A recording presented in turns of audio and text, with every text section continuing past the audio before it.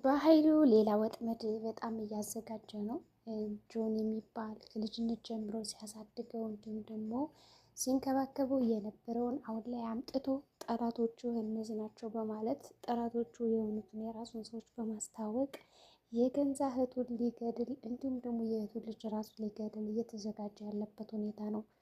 ጆን ለ20 ዓመት ወላጆችን የገደለብኝ ማን ነው ብሎ በፍለጋ ላይ እየኖረ ቢሆንም በአሁኑ ሰዓት ግን ትክክለኛ ገዳዩ ማን እንደሆነ ተነግሮታል እና በኃይሉ ያቀደው ቅድም ይሳካል።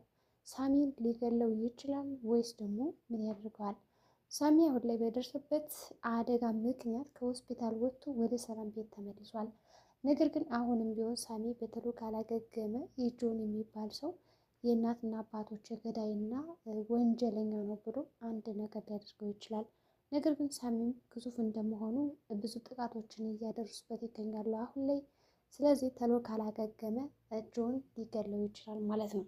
በሌላ በኩል ብሌን አሁን ላይ ከዳግም ጋር ተጣልታለች። እናም በተጣላችበት አጋጣሚ ይህንን አጋጣሚና እድሉን ወደ እድል መቀየር አለብኝ ብላ ያሰበችው ቃል እንዲሁም ደግሞ ዳግምና ብሌን እንዳይገናኙ አድርጌ ተመልሼ ዳግምን የራስ ያደርገዋለሁ ከዚህም በኋላማ እጅ አልሰጥም በማለት ነገሮችን ለማስተካከል እየሞላች ነው ያለችው። እናም ዳግም በጣም ርር ድብን እያለ ከቀናትና እንዲሁም ደግሞ ከሽኩርታ ውጭ ምንም የሚታየው ነገር የለም ማለት ይቻላል።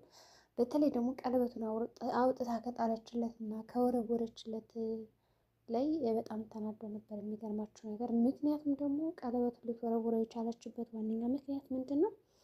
አላመናትም። ስለዚህ አንተ ካላመንከኝ እኔ በዚህ ቀለበት ታስሬ ልኖርልህ አልችልም።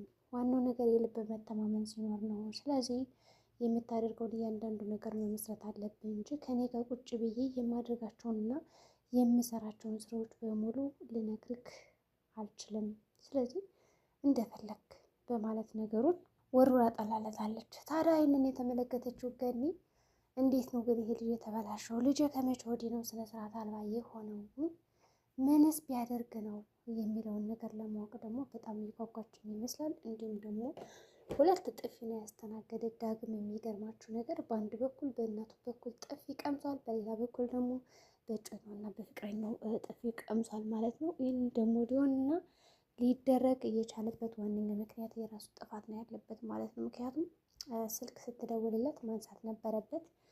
ከዛ ገና ለገና ሳሚ እኮ ብላ ልትነግረው ስትል ነበረ ስለሱ መስማት አልፈልግም፣ አስጠላሽ፣ በቃ ስለ ሳሚ ምንም አንዳችም ቃል እንድትነግረኝ አልፈልግም፣ ስልችት ምርር ነው ያለኝ ነገሩ፣ ስለዚህ እንደዚህ ነገር እንድታወሪኝ አልፈልግም በማለት የነገራት ማለት ነው። እና በዛ ምክንያት በጣም ተናዶ ስልኩን ጆሮ ላይ ነበር የዘጋባት። ወዲያውኑ በጣም እያለቀሰች ነበረ። እናም ደግሞ ዶክተሩ ሳሚ ሞቷል የሚል መርዶ ሰጥቷቸዋል፣ የተሳሳተ መረጃ።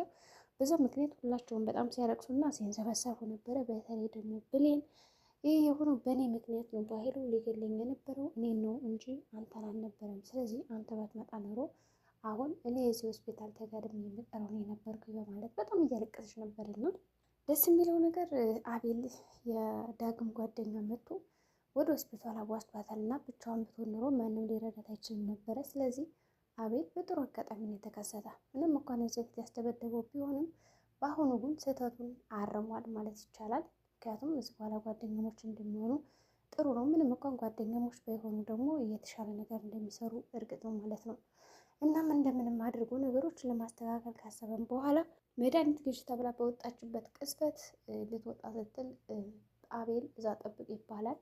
ከዛ እንደምንም ብለው እነ ሰላም አጠቃላይ ሁሉም ሳሚ ሆስፒታል መግባቱን ይሰማሉ። ከዛ ሆስፒታል ከሰሙ በኋላ ለጥየቃ ነው የመጡት እና በጣም ተናዳ ነበር። የሚገርማችሁ ነገር ብሌን እናቷን ሙልጭ አድርገን የሰደበቻት።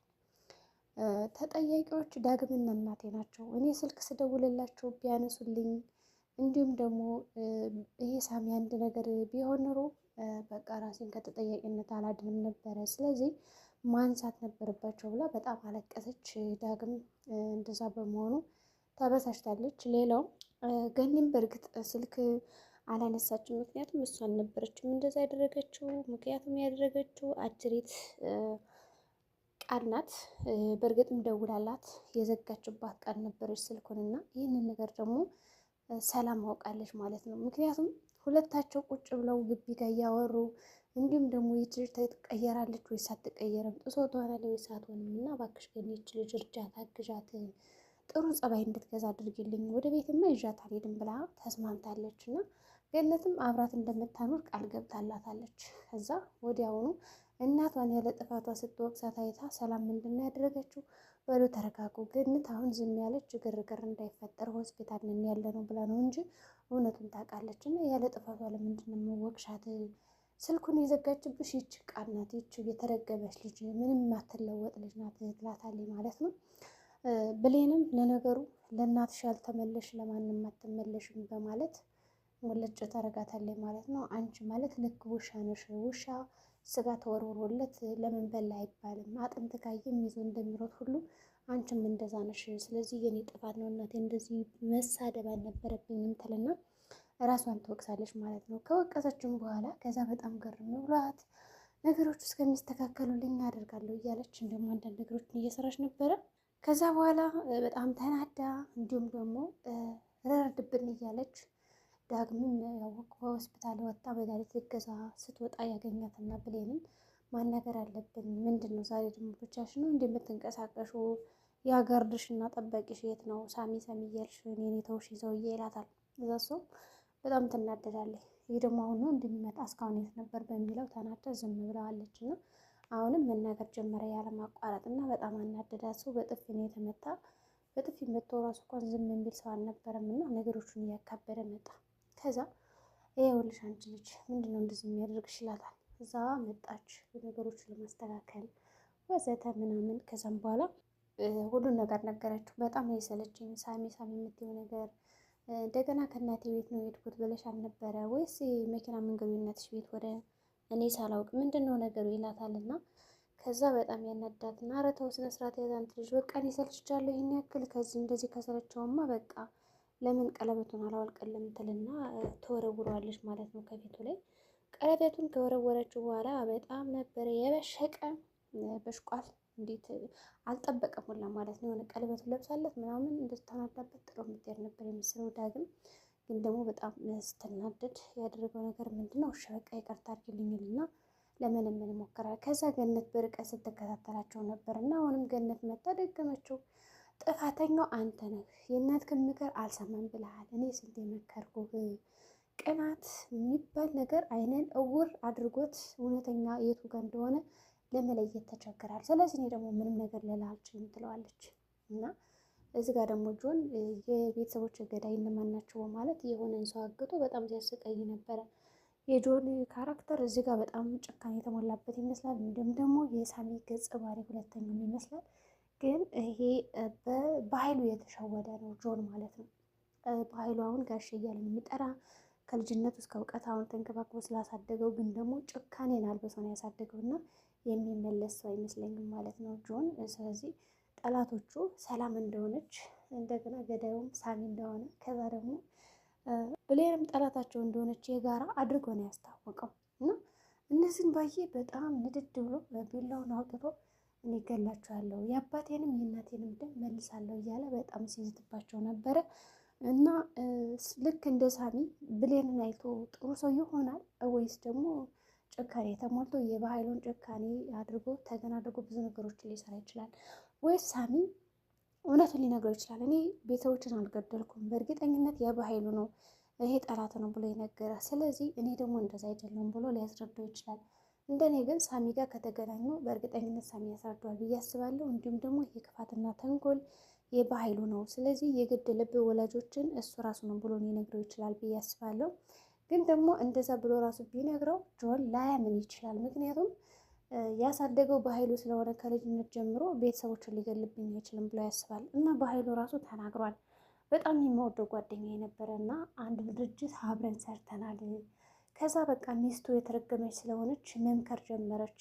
ጓደኛዬም የሚስቱን ምክር ሰምቶ እኔን መተው ጀመረ። በዛ ተነሳስችና አንድ ቀን ከፍተኛ ገንዘብ የሚያስገኝ ስራ መጥቶልናል ስንባል ያን ቀን ሌሊት ሽጉጤን ይዤ ወጥቼ በዛው አስቀረሁትና ገደልኩት። እና ጓደኛዬን ከገደልኩት ቀን በኋላ ነው ገንዘብ እንደምወድ የገባኝ እንጂ የጓደኛዬ ፍቅር ምንም ሊገባኝ አልቻለም ነበረ በማለት ተናግሯል እና ተናዟል።